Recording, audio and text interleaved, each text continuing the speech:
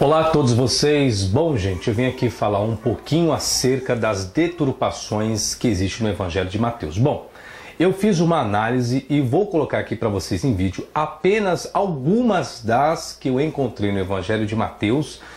São muitas questões, muitas deturpações, muitas omissões, muitos acréscimos, mas para que o vídeo não fique muito longo, e aí eu vou fazer uma sequência, depois vou colocar uma promoção lá no meu site, alguns DVDs que eu vou colocar todos, de todo o Novo Testamento, depois eu vou para o Antigo. Então eu venho aqui colocar esse vídeo só para você entender e saber de coisas que você nunca ouviu e talvez você nem ouviria. Por quê? Algumas pessoas talvez tenham conhecimento, mas por medo, né, de prejudicar algum sistema, as pessoas acabam não colocando. Então aqui eu vou colocar para vocês verem o que aconteceu na história, o que fizeram com todo o Novo Testamento, depois eu vou para o Antigo. Bom, então esse vídeo é apenas de Mateus, porém, veja bem, alguns eu vou colocar aqui, não são todos, tá? Eu já analisei todo o Evangelho de Mateus, deu em torno de 14 páginas daquilo que eu julguei, são muito mais do que 14 páginas, mas eu julguei, e aqui eu vou colocar apenas alguns para vocês terem ideia do que é a Bíblia, ou seja, o que está por trás da Bíblia, na verdade. Bom, aí no telão vocês estão vendo Mateus 3,13. Eu coloco o versículo e faço a análise. Olha o que diz Mateus 3,13. Por esse tempo dirigiu-se Jesus da Galileia para o Jordão, a fim de que João batizasse. Ok. Olha o que existe. Após o nome João, desse versículo, existe um acréscimo de Jerônimo, o pai Jerônimo, em um tratado e também num livro sobre a interpretação dos nomes hebraicos. O acréscimo de Jerônimo registra o seguinte, aí vem um comentário de Jerônimo, em latim, lógico, tem o comentário dele em latim, depois as pessoas podem ver. Esse mater domini et frates ius dicebent, iu John Baptista baptizat in remissione peccatorum, eumundus et baptizimur av, Dixi autieis que de pecavi utivadam et baptizi abio, o nisi fortiu que psu codixi ignorante est. Tradução, vamos à tradução do que existe. Eis que a mãe, olha o que Jerônimo disse, eis que a mãe, os irmãos do Senhor, disse-lhe, João Batista, isso falando para Jesus, tá? João Batista batiza para a remissão dos pecados. Vamos-nos a ser batizados por ele. Ou seja, a mãe falando para Jesus, tanto a mãe como os irmãos de Jesus, tá? Os irmãos de Jesus. Ele lhes disse, Jesus dizendo, que pecado cometi para ir a ele me batizar? Jesus questionando a atitude de Maria. A não ser talvez o fato do que eu disse. A ignorância é uma.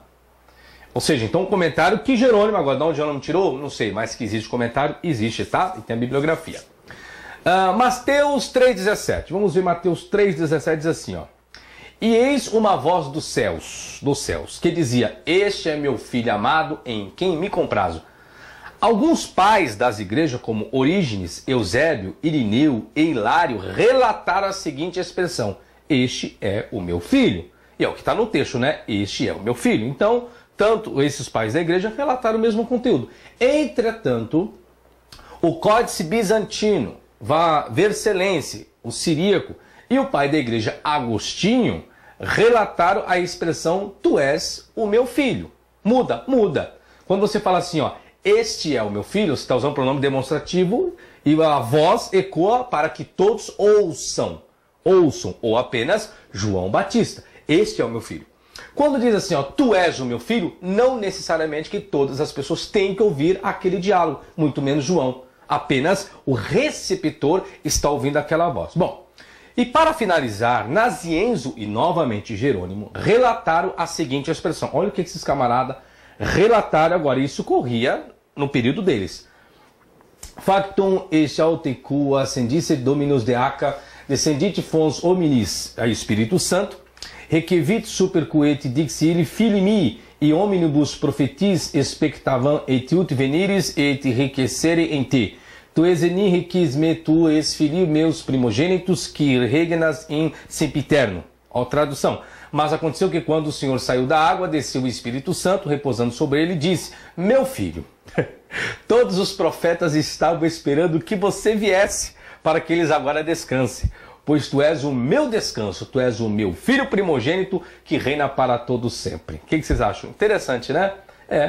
Para você ver, imagina aquela época, e as pessoas na época de Jerônimo, desses pais da igreja, o que eles ditavam era a regra, né? As pessoas pensavam que era isso mesmo, por quê? Só eles detinham o poder das escrituras, vamos dizer assim, só eles detinham o conhecimento, como hoje. Esse material que eu estou expondo para vocês aqui é um material que vem do quê? Dos melhores códices, dos grandes especialistas que averiguaram esses códices, como Tischendorf, Tregelles, Scrimer, Westcott and Ward, Menzinger, Barrett Comfort, ou seja, todos os maiores especialistas que fizeram catalogação de todos os manuscritos das últimas descobertas, eles fizeram esse trabalho científico. Porém, quem é que tem acesso a esse trabalho? Aqueles que detêm um conhecimento da exegese, com essas línguas, etc e tal. Então eu estou colocando aqui para vocês verem o que existe nos bastidores, que muitos não iriam fazer isso. Bom, Mateus 5,17 diz assim, ó: não penseis que vim revogar a lei ou os profetas. Não vim para revogar, vim para cumprir. Ok. Alguns pais das igrejas tinham esse versículo até a expressão não vim. Então como ficaria assim, ó? Não penseis que vim revogar a lei ou os profetas. Não vim. Parar aí aqui, tá? Outros, entretanto, após a expressão não vim, destacavam o seguinte. Olha quais são esses homens aqui. Marcião. Marcião, ele diz assim, ó: tutu uiodai stai egragam. Tuuk elton catalissai tonomon ala plerosai uk utos de eipentor. Ro Christo, legigar uk elton plerosai tonon ala catalissai. Tradução. Isto os judeus diziam: não vem validar a lei, mas preencher. Porém, não foi isto que disse o Cristo, pois ele disse: não vim preencher a lei, mas invalidar. Ou seja, o conceito de Marcião vai totalmente contrário ao que está escrito no Evangelho de Mateus. Bom, outro pai da igreja escreveu o que? Isidoro. Tidoquete ro elpson plerosaiton nomon testus profetas. Profetas? Uk elton plerosai ala catalissai. Ou seja, traduzindo, pois quem pensou que ele veio cumprir a lei e os profetas, não veio cumprir, mas invalidar. Então, segundo a análise dos melhores manuscritos, tá? Melhores manuscritos, o versículo teria que terminar na expressão não vim. Então, não penseis que vim revogar a lei os profetas. Eu não vim nem revogar a lei e nem os profetas. Eu não vim fazer isso. Aí existe esse acréscimo. Porém, quando se tem esse acréscimo, que nenhum outro manuscrito está atestando esse acréscimo, o que existe? A menção dos pais da igreja que diz que está errado, que ele veio invalidar mesmo, tá? Bom, Mateus 9,13 diz assim, ó: ide, porém, aprender o que significa. Misericórdia quero e não holocaustos, pois não vim chamar justos e sim pecadores ao arrependimento. Muitos manuscritos e versões encerram esse versículo no vocábulo pecadores para ali. Como ficaria o versículo então, segundo os melhores manuscritos? Ide, porém, aprender o que significa. Misericórdia quero e não holocausto, pois não vim chamar justo e sim pecadores para aqui. Essa expressão ao arrependimento não existe. Entretanto, os manuscritos inferiores e inferiores que atestam a expressão arrependimento após a palavra pecadores. Porém, Jerônimo, pai da igreja, em seu comentário sobre Mateus, registra a expressão arrependimento. Jerônimo, então, coloca que existe arrependimento. Agostinho, em seu comentário sobre o consentimento dos 4 evangelistas, inseriu o vocábulo arrependimento, para concordar com o Evangelho de Lucas 19:10.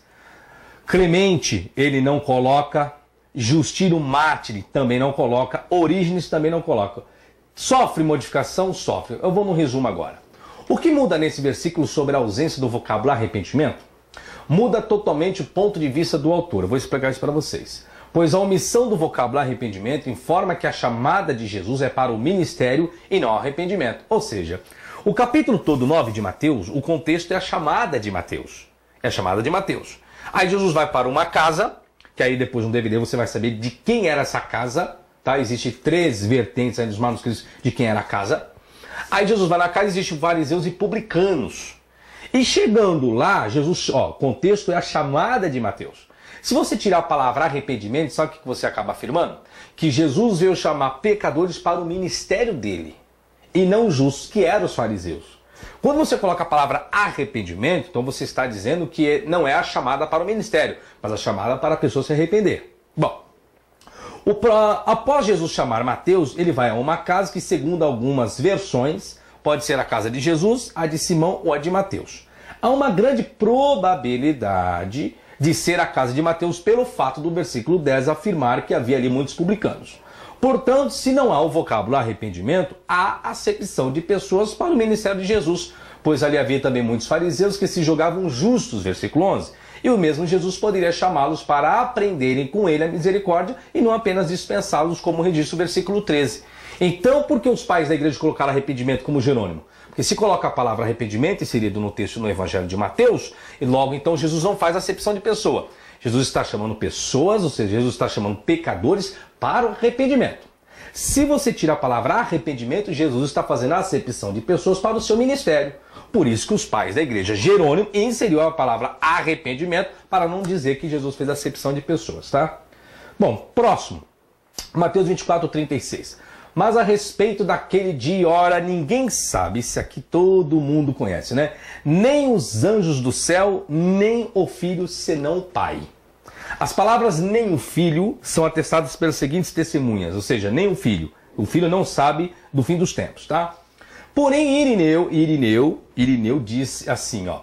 Et Dominus ipsi Filius Dei ipso iduciti et ora consite scrivi solum patre manifest dicente. Bom, por aí se vai.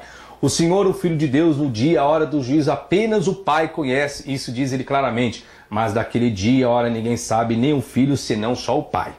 Aí olha o que Orígenes vai fazer. A Orígenes vai perguntar. Et seipso salvator secundo huc lucum comigit, ignoratibus die illo et hora, nemo novit patri nisi filius, etc. Patri quidet novit dia oent et horam consumationis novit? E comodo que abscondit parte a filio. Bom, tradução. De acordo com essa passagem, o Salvador não conhece nem o dia e nem a hora. Ninguém, olha o que Orígenes vai falar. Ninguém conhece o Pai senão o Filho, etc. Não existe versículo? Ninguém conhece o Pai a não ser o Filho. Aí o que ele está dizendo? Bom, o Pai, no entanto, sabe o dia e a hora. Mas ele não sabe o dia e a hora do fim. Isso é o Filho. E como ele, o Pai, escondeu isso do Filho, o que Orígenes perguntando? Peraí, se o Pai conhece o Filho conhece o Pai, que conhecimento é esse que Jesus tem do Pai então? Como que Jesus afirmou lá que o Filho é quem conhece o Pai, e se o Filho conhece o Pai, então por que Jesus não sabe qual dia e qual hora? Se ele diz que eu e o Pai somos um, como ele não pode saber disso? É isso que Orígenes colocou. Então esse versículo, nem o Filho conhece, isso é o que está atestado. Se coloca isso, gera uma complicação enorme. É isso que Orígenes está questionando, tá? Bom, vamos dar continuidade ao conteúdo. Então vamos para Mateus 27:38. E foram crucificados com ele 2 ladrões, um à sua direita e outro à sua esquerda. Após a expressão à sua direita e à sua esquerda, um manuscrito, que é o Codex Colbertinus, relata o nome de 2 ladrões. Olha o nome, muitos já ouviram falar, né? Zotan e Cama, como também os nomes de Dismas, ou Dimas, e Gestas. Então isso vem de um códice, tá? Só apenas um. E para encerrarmos, Mateus 28:19, todo mundo conhece. Portanto, fazei discípulos de todas as nações, batizando-os em nome do Pai, do Filho e do Espírito Santo. O versículo segundo os melhores manuscritos, termina na expressão batizando-os. É aqui que termina segundo os melhores manuscritos. Então ficaria, portanto, fazer discípulos de todas as nações, batizando-os. Acabou. A expressão em nome do Pai, do Filho e do Espírito Santo, quem é que colocou isso aí na sua Bíblia? Tertuliano. Então as Bíblias que têm essa expressão em nome do Pai, do Filho e do Espírito Santo, é Tertuliano que colocou, que diz assim: em nome para esse Iesuti ire et docere nationes tigendas in patre et in fili et spiritu sancto. Tertuliano, que faz sua matéria sobre batismo, tá? Em tradução ficaria do latim: em nome, ordenou a ir e a ensinar as nações, batizando no Pai e no Filho e Espírito Santo, tá certo? Então isso aqui apenas uma demonstração do que existe verdadeiramente aí na Bíblia. Então você viu aqui algumas coisas, inserção dos pais da igreja, tem muito mais coisas omitidas, acrescentadas e deturpadas, e eu vou fazer, o próximo vai ser Marcos, depois Lucas, João, eu vou até o Apocalipse. Então vou colocar o que eu julgar melhor para você saber realmente o que existe dentro dos originais, quem deturpou, quem acrescentou, quem omitiu, para você saber como lidar daqui para frente com isso que você chama de Bíblia, tá? Isso aqui é apenas um vídeo para o seu conhecimento, tá certo? Para você conhecer o que está aí por trás dos bastidores. Até a próxima, obrigado e tchau, tchau.